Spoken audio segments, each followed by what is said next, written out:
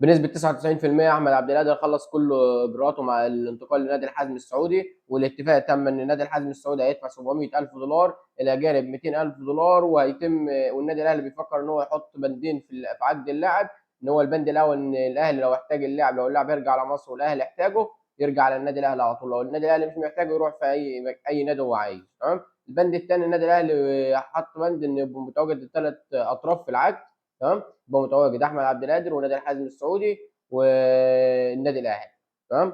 والنادي الاهلي شايف لو الدنيا هيشوف لو الصفقه هتتعارض بسبب البنود ديت، فالنادي الاهلي هيلغيها ويوافق على الصفقه وينتقل احمد عبد القادر لنادي الحزم السعودي ونرتاح من الصداع. بعد كده يرجع لنادي الزمالك، يرجع لنادي بيراميدز، ما بيفرقش معانا اللاعب، كده كده احنا مش محتاجينه. اللاعب لما يخرج من الاهلي احنا ما بنفكرش فيه تاني. النادي الاهلي تم تفعيل بند شراء احمد رمضان بيكهام لمده 4 مواسم، والف والف مبروك لاحمد رمضان بيكهام، وكل اللي جاي احسن ان شاء الله، وعايزين نشوف اداء اعلى من اللي فات ان شاء الله يا احمد.